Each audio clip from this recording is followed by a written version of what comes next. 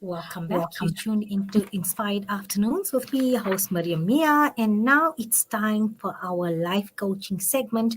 And as mentioned in the intro, we embarking upon a new series, and we have psychologist as well as happiness coach Razia Sulliman, and she, yes, is a happiness coach. And as I said earlier, if you interview anybody and you just do a poll and you ask everybody what you want in life, and most would say, you know what, in terms of values, I'm looking for happiness and peace in my life, and contentment might just feature quite up there. So I was so encouraged when I came across somebody who can guide you through the journey of attaining true happiness. And then with happiness comes the other values of contentment, of peace. So today we're going to be going to introduce, and first let's welcome Razia Sulliman. She has been in HR and more in corporate for 9 years, and then she embarked on a journey of being a true self life coach. She's a mother. She's a single mother, and she has an honors degree in psychology. But as mentioned, she is in the field of life coaching and I guess supporting people through their journey of attaining through happiness. Let's hear more from the life coach and happiness coach, Razia Sulliman. Assalamu alaikum, Sister Razia, and welcome to Inspired Afternoons. Wa alaikum salam, and thank you for having me. Oh, the pleasure is all ours. So tell me, tell us, I see you smiling, so definitely you're a happiness coach. The smile is natural there. I have the stern face, but you know what, I guess you have to lead by example. And yes, I can see happiness all over your persona. I can feel it through vibrating here, reverberating in the studio. Your happiness is tangible. So make us smile like you and make us happy like you. So tell us a little bit about Razia Sulliman. Okay, you mentioned that I have an honors degree in psychology. I worked in HR for a long time. And then I think about 6 years ago, my mom passed away. And that was the start of this journey for me. It was about 6 years ago. I wrote a book. And this book, as I wrote it, it was more in memory of my mother. But as I wrote it, I realized that there was so much more in it for me. And every time that I wrote a new chapter, I realized that these are not questions that I'm asking myself. These are questions that a lot of people out there are asking themselves. And then through that process, I had some people read the book and they said, okay, I have a better understanding of myself now, but what now? Where do I go from here? And that inspired the life coaching segment of my life. Because the what now left them with this empty space. Yes, I know myself, but where do I go from here? And when I went through all of the different versions of it, and I realized my mother always said, all I want is peace and happiness. And as I grew older, that's all I wanted. I wanted peace and happiness. And when I saw happiness coaching as one of the offers, I was like, that's what I want to do. There's so many people that can really do with that happiness. And then I embarked on this journey. And during doing the course, you do the exercises. And that's why you see the smile on my face, because I went through the exercises that I now offer people. But from my sessions with people, I think what came up a lot is subconscious beliefs. And I think in your introduction, you also mentioned we'd be touching on the subconscious beliefs. So yes, with my sessions with people, subconscious beliefs came up a lot. It was things that was hindering them from finding their happiness. Now, the one thing... So I just want to stop you there. Yeah, let's not stop you there. We have to be masters of our own happiness, or create paths or remove obstacles that are blocking our happiness. So I'm just thinking of it like you. I've also have a honors in psychology, but I focus on little ones. So early child development is my forte, but I do understand. And like I say, you are there. So as a coach, you are there, I think, guiding us, holding our hands, being the shoulder to cry on, to cry through, and help us navigate. So maybe if we're on the gravel road, to let us get now maybe on a freeway and a smooth way, so taking us out of that path. But like you say, we are our masters to find our own happiness within ourselves. So I Happiness love within this. yourself. I love the subconscious belief because I think it all stems in our subconscious. So let's Yes. expand now more about this subconscious belief system. Okay. So a lot of people don't know about subconscious beliefs or what they are. And they're not supposed to because they're subconscious. And these are basically beliefs that drive our behavior without us even knowing that they are driving forces in how we behave or what we do in our lives, because they're not conscious.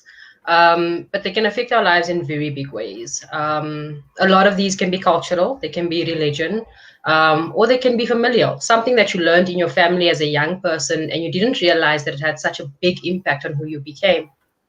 I always use this example. For me, it was time is money.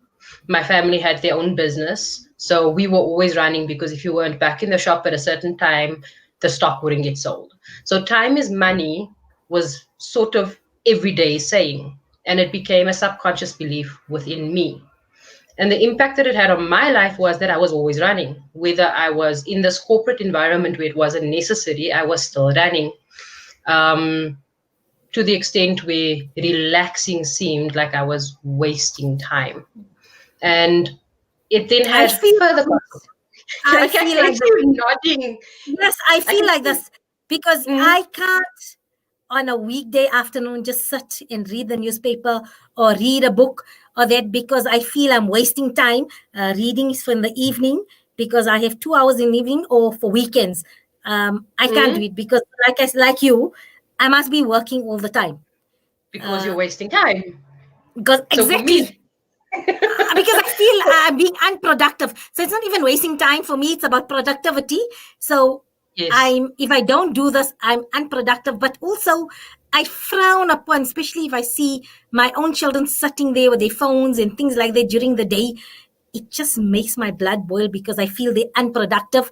There's why they're just chilling. I don't understand Mm. this new concept of chilling, but maybe I should. So that's why we have you here. So my subconscious belief was time is money. Maybe you need to figure out what was yours. What was the one thing you heard a lot when you were younger that made you feel like you always have to be working?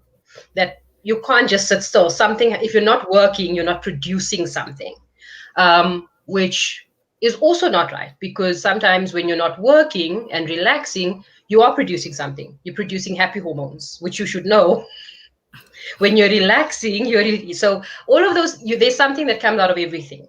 But for me, my running around eventually led to high blood pressure and anxiety because I was always running and I always needed to get something done somewhere. So for me, my subconscious belief had come full circle. It had gone from being a subconscious belief to being an emotional belief to then growing into a physical illness for me. And then I started working on that. Is time really money? So once you've identified what the issue is, it becomes easier to work on it.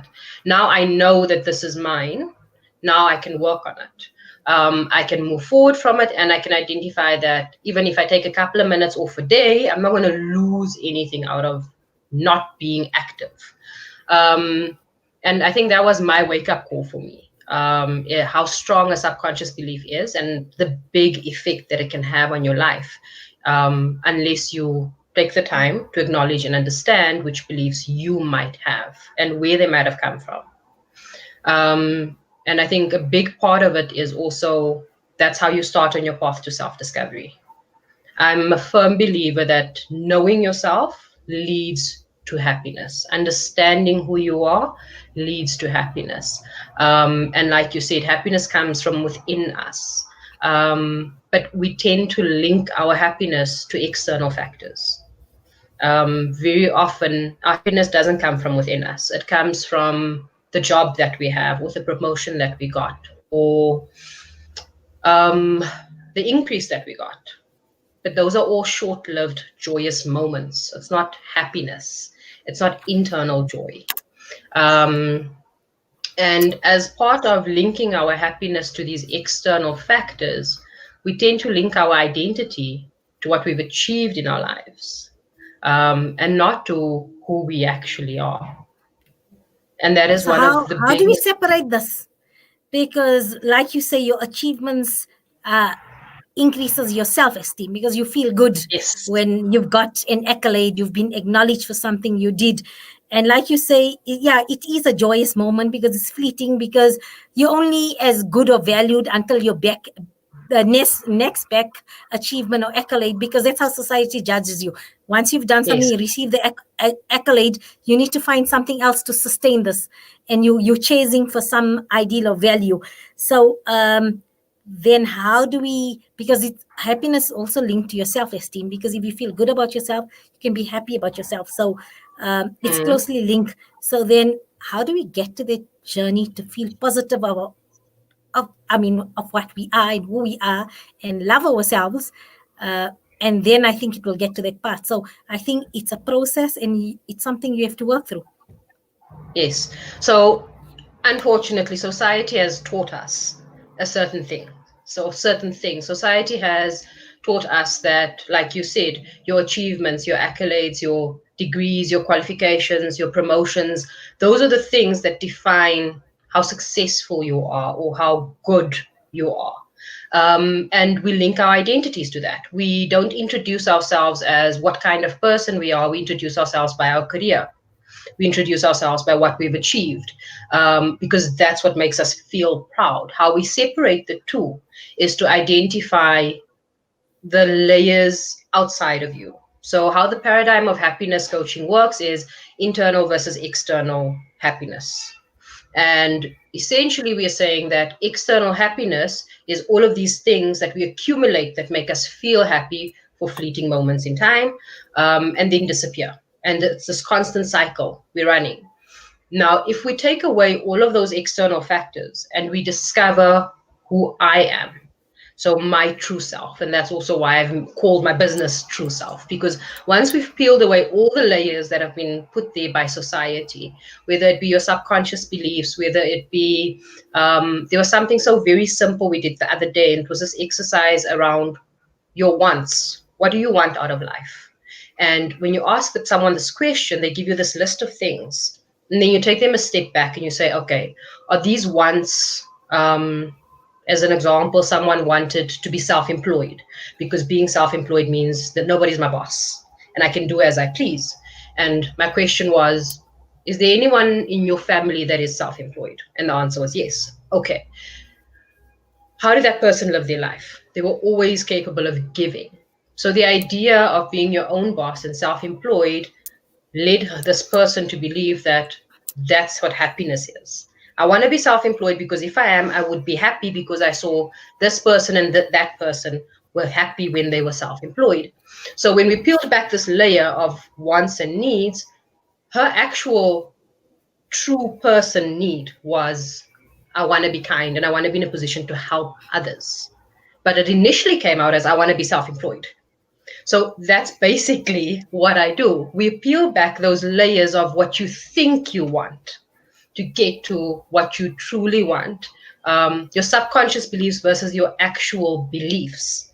And once we get to the core of you, you should then be satisfied with who you are without the achievements. Just the kind of person that you are at your core should be sufficient to drive you on every day.